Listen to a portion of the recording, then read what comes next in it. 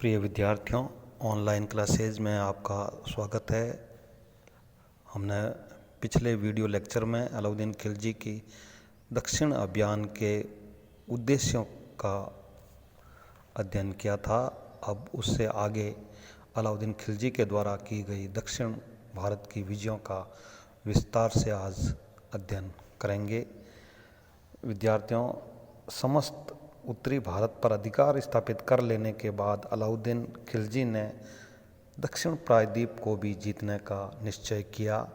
वह पहला मुस्लिम शासक था जिसने विंध्याचल पर्वत को पार करके दक्षिण प्रायद्वीप को जीतने का प्रयत्न किया, किंतु दक्षिण भारत के राज्यों के प्रति उसने जो नीति अपनाई वह उसकी उत्तरी भारत के प्रति अपनाई गई नीति से भिन्न थी। वह उत्तरी भारत की तरह दक्षिण भारत को जीतकर उस पर सीधा शासन स्थापित करना नहीं चाहता था।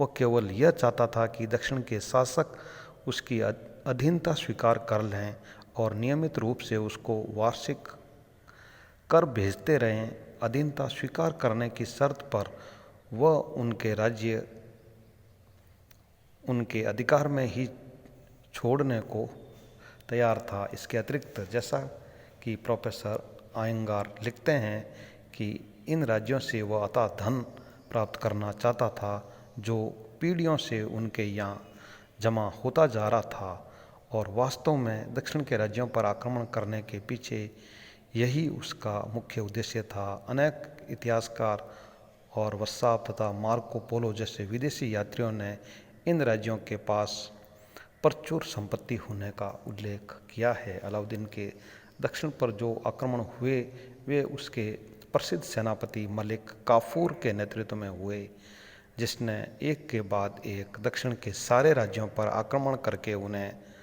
पराजित कर दिया। इस समय दक्षिण भारत 4 शक्तिशाली राज्यों में विभाजित था। नंबर 1 देवगिरी का यादव राज्य, जिसकी राजधानी देवगिरी यानी आधुनिक दौलताबाद थी। नंबर 2 तेलंगाना का काकतीय राज्य, जिसकी राजधानी वारंगल थी। नंबर 3 होयसल राज्य, जिसकी राजधानी द्वार समुद्र थी। और नंबर 4 सुदूर दक्षिण में पांड्य राज्य, जिसे मुस्लिम इतिहासकार माबर के नाम से पुकारते हैं और जिसकी राजधानी मदुरा थी।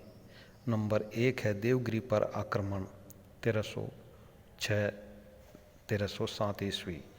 अलाउद्दीन खिलजी ने 1306 ईस्वी में मलिक काफूर के नेतृत्व में एक विशाल सेना देवगिरी पर आक्रमण करने भेजी।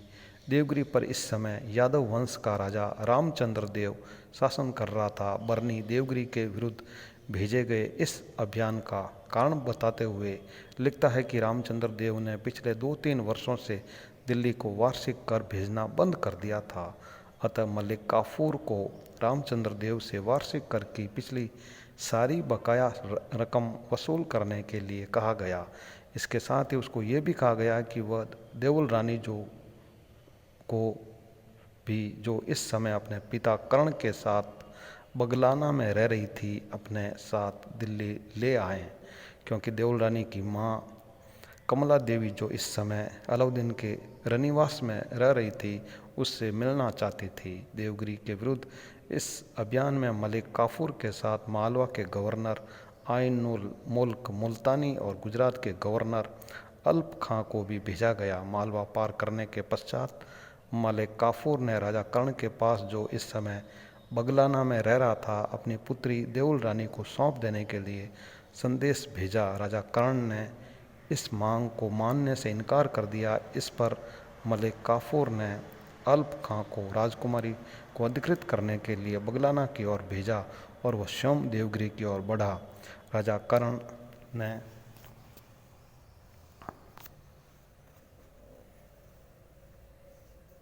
अल्प खां का 2 महीने तक कड़ा मुकाबला किया, किंतु अंत में वह पराजित हुआ और शरण के लिए देवगिरी की ओर भागा। अल्प खां ने कर्ण का तेजी से पीछा किया। रास्ते में देवल रानी, जो कि कर्ण द्वारा रामचंद्र देव के पुत्र सिंगन देव यानी शंकर देव के साथ विवाह के लिए एक सैनिक दल के साथ देवगिरी भेजी गई थी। अलप खां के सैनिकों के हाथ पड़ गई। अलप खां ने देउल रानी को दिल्ली भेज दिया, जहां उसका विवाह अलाउद्दीन के ज्येष्ठ पुत्र खिजर खां से कर दिया गया।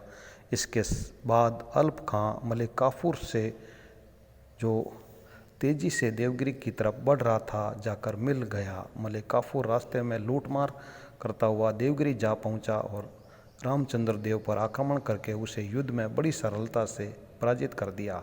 पराजय के बाद रामचंद्र देव ने आत्मसमर्पण कर दिया और वह अलाउद्दीन की अधीनता स्वीकार करने के लिए तैयार हो गया और उसने प्रचुर मात्रा में धन मलिक काफूर को दे दिया, तो उसका राज्य उसे वापस लौटा दिया गया। इसके बाद देवगिरी में प्राप्त विशाल धनराशि तथा हाथियों के साथ मलिक काफूर दिल्ली लौट गया। वह अपने साथ राजा रामचंद्र देव को भी दिल्ली ले गया। अलाउद्दीन मलिक काफूर की इस सैनिक सफलता से बहुत प्रसन्न हुआ। बर्नी लिखता है कि अलाउद्दीन ने रामचंद्र देव का भव्य स्वागत किया और उसे राय रायान की उपाधि दी तथा इनाम के रूप में उसे 1 लाख सोने के टंके प्रदान किए और नवसारी का जिला उसके राज्य में सम्मिलित कर दिया गया। 6 महीने तक दिल्ली में रहने के बाद रामचंद्र देव को वापस अपने राज्य को लौटने की अनुमति दे दी गई। बर्नी लिखता है, अलाउद्दीन के इस सम्मानपूर्ण व्यवहार से रामचंद्र देव इतना प्रभावित हुआ कि जब तक वह जीवित रहा, सुल्तान अलाउद्दीन के प्रति निष्ठावान बना रहा। उसने कभी उसके आदेशों की अवहेलना नहीं की। भविष्य में उसने अपना जीवन उसकी सेवा में बिताया और नियमित रूप से कर भेजता रहा। Doctor KS. लाल लिखते हैं, रामचंद्र देव के प्रति किया गया व्यवहार अलाउद्दीन की एक महान कूटनीतिक चाल थी। अब दक्षिण में उसका एक अटूट मित्र था, जिससे सुल्तान को उसकी भावी योजनाओं में सहायता मिल सकती थी। नंबर 2 है तेलंगाना पर आक्रमण 1309 ईस्वी। देवगिरी के अभियान में अलाउद्दीन की सेनाओं को जो सफलता मिली, उससे प्रोत्साहित होकर अलाउद्दीन ने अपना ध्यान सुदूर दक्षिण के राज्यों की ओर लगाया। अक्टूबर 1309 ईस्वी में मलिक काफूर के नेतृत्व में एक विशाल सेना तेलंगाना पर, जिसकी राजधानी वारंगल थी, आक्रमण करने के लिए भेजी गई। इस समय तेलंगाना पर काकतीय वंश का राजा प्रताप रुद्रदेव शासन कर रहा था। दिसंबर में काफूर देवगिरी पहुंचा, जहां राजा रामचंद्र देव ने उसकी सेना के लिए रसद की व्यवस्था की तथा अपने कुछ मराठा सैनिकों को उसके साथ कर दिया। जनवरी 1310 ईस्वी में मलिक काफूर तेलंगाना की राजधानी वारंगल पहुंचा। वारंगल का किला पत्थर का बना हुआ था और चारों ओर से मिट्टी की एक मोटी दीवार से सुरक्षित भी था, जो पत्थर की दीवार से भी ज़्यादा मजबूत थी। किले का बारीकी से निरीक्षण करने के बाद काफूर ने उसका घेरा डाल दिया। आरंभ में प्रताप रुद्रदेव ने आक्रमणकारी सेना का बड़ी बहादुरी से मुकाबला किया, किंतु जब घेरा लंबे समय तक चलता रहा और किले के भीतर लोगों की दशा अत्यंत संकटपूर्ण हो गई, तो उसने संधि करना ही उचित समझा। उसने अपनी सोने की मूर्ति बनवाकर, जिसके गले में सोने की जंजीर पड़ी थी, आत्मसमर्पण के रूप में काफूर के पास भेजी। अमीर खुसरो लिखता है कि मलिक काफूर ने अलाउद्दीन की सलाह के अनुसार राय से उसकी सारी संपत्ति की मांग की, जिसे प्रताप रुद्रदेव ने स्वीकार कर लिया और अनेक पीढ़ियों से संचित सारा कोष काफूर को समर्पित कर दिया। बर्नी के अनुसार प्रताप रुद्रदेव ने 100 हाथी, 7000 घोड़े और अनेक मूल्यवान वस्तुएं दी और भावी वर्षों में उतना ही धन कर के रूप में देने का वायदा किया। काफी खां के अनुसार जो धन प्रताप रुद्रदेव ने मलिक काफूर को समर्पित किया था, उसमें संसार प्रसिद्ध कोहिनूर हीरा भी था। चूँकि प्रताप रुद्रदेव द्वारा अलाउद्दीन की अधीनता स्वीकार कर ली गई थी, अतः मलिक काफूर ने उसका राज्य उसे वापस लौटा दिया और वारंगल में प्राप्त विशाल धन राशि को लेकर वह मार्च 1310 ईस्वी में दिल्ली के लिए रवाना हो गया। होयसल राज्य पर आक्रमण 1310 ईस्वी। तेलंगाना के बाद अलाउद्दीन ने सुदूर दक्षिण में स्थित होयसल राज्य को जीतने का निश्चय किया। नवंबर सन 1310 ईस्वी में पुनः मलिक काफूर के नेतृत्व में एक विशाल सेना होयसल राज्य के विरुद्ध भेजी। होयसल राज्य पर, जिसकी राजधानी द्वार समुद्र थी, इस समय वीर वल्लाल तृतीय का शासन था। फरवरी 1311 ईस्वी को मलिक काफूर देवगिरी पहुंचा, जहां पहले की भांति ही राजा रामचंद्र देव ने उसको सब तरह की सहायता उपलब्ध कराई और अपने सेनापति को काफूर की सहायता के लिए उसके साथ भेज दिया। देवगिरी से काफूर ने होयसल राज्य की ओर प्रस्थान किया और फरवरी 1311 ईस्वी में वह द्वार समुद्र पहुंच गया। जिस समय मलिक काफूर ने होयसल राज्य की सीमा में प्रवेश किया, वीर वल्लाल पांडे राज्य पर, जहाँ इस समय वीर पांडे और सुंदर पांडे नामक दो भाइयों में गद्दी के लिए संघर्ष चल रहा था, आक्रमण करने गया हुआ था।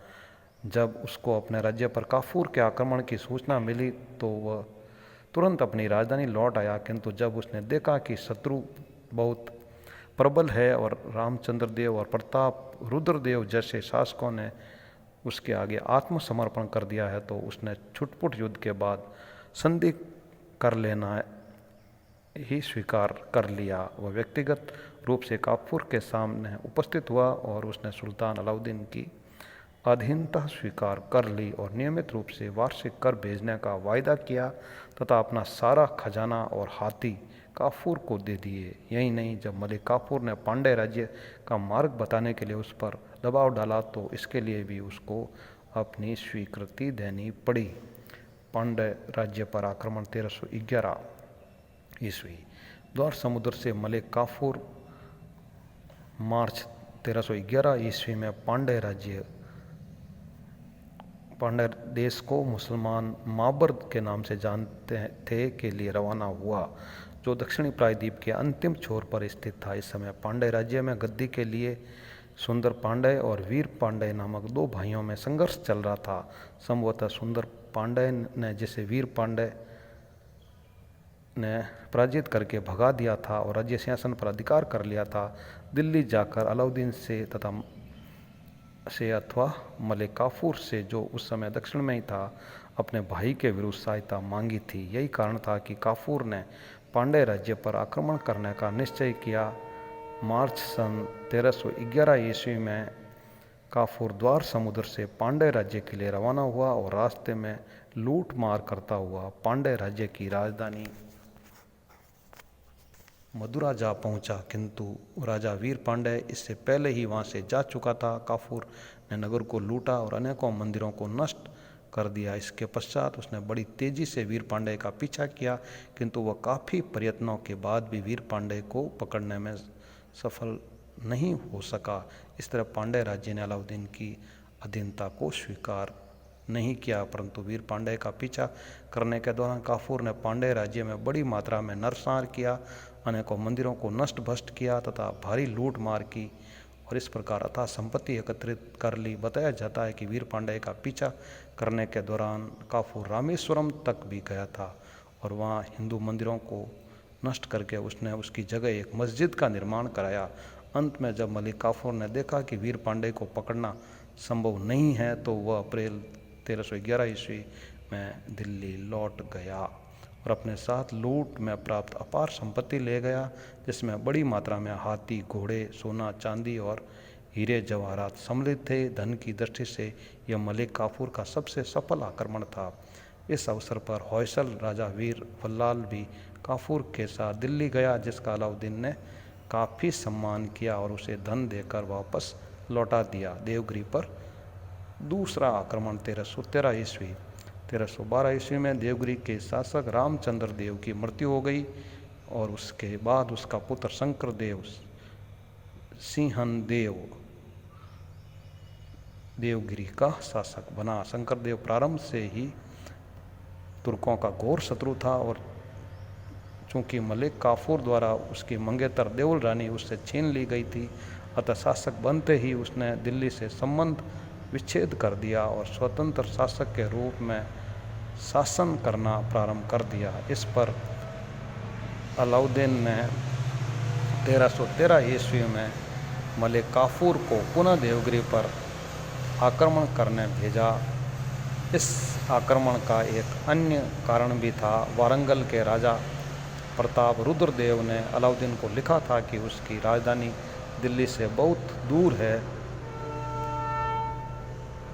इसलिए वह अपने किसी प्रतिनिधि को वार्षिक कर वसूल करने के लिए दक्षिण भेज दें। जब काफूर देवगिरी पहुंचा तो शंकरदेव ने उसका कड़ा मुकाबला किया, किंतु वह युद्ध में पराजित हुआ और मारा गया। इसके बाद काफूर ने तेलंगाना और होयसल राज्यों के कुछ नगरों पर आक्रमण किए और दक्षिण के राज्यों में ऐसा आतंक पैदा कर दिया कि अलाउद्दीन के शासनकाल के अंतिम दिनों तक फिर किसी राज्य ने भी दिल्ली के विरुद्ध बड़े पैमाने पर विद्रोह करने की हिम्मत नहीं की। 1315 ईस्वी तक मलिक काफूर दक्षिण में ही रहा और देवगिरी को अपना मुख्यालय बनाए रखा। 1315 ईस्वी में अलाउद्दीन ने उसको दिल्ली वापस बुला लिया। इस प्रकार विद्यार्थियों, अलाउद्दीन की दक्षिण नीति काफ़ी हद तक सफल रही। दक्षिण भारत के लगभग सभी राज्यों, पांड्य राज्यों को छोड़कर, ने अलाउद्दीन की अधीनता स्वीकार कर ली। अपना सारा खजाना उसके सेनापति मलिक काफूर को सौंप दिए और वार्षिक कर भेजना स्वीकार कर लिया। अलाउद्दीन की दक्षिण नीति की सफलता का उल्लेख करते हुए डॉक्टर के.एस. लाल लिखते हैं कि उन प्रदेशों को साम्राज्य में सम्मिलित किए बिना ही अलाउद्दीन की महत्वाकांक्षा पूरी हो गई। रामचंद्र और वल्लाल देव जैसे महान राजा दिल्ली आए, उन्होंने सुल्तान के प्रति स्वयं सम्मान प्रकट किया, उनके कोष ले लिए गए, साम्राज्य के गौरव में वृद्धि हुई और सल्तनत का कोष दक्षिण की संपत्ति से भर गया।